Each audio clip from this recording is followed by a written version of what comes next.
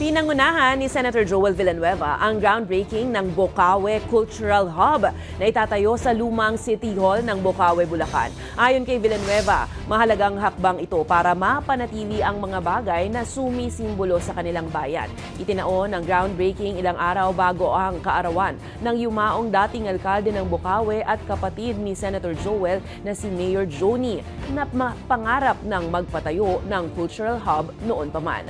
Bukod kay Senator Villanueva, present din ang ilang local officials ng Bocaue gaya ng kapatid nitong si Mayor John at asawa ng yumaong alkalde na si Vice Mayor Attorney Sherwin Tungna, maging si Sibak Party List Representative Brother Eddie Villanueva.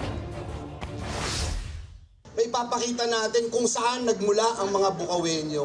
Malayo ang mararating ng mga komunidad na sanay lumingon sa pinanggalingan. Kaya po ang pagtatayo ng isang museo ay isang napakadakilang hangarin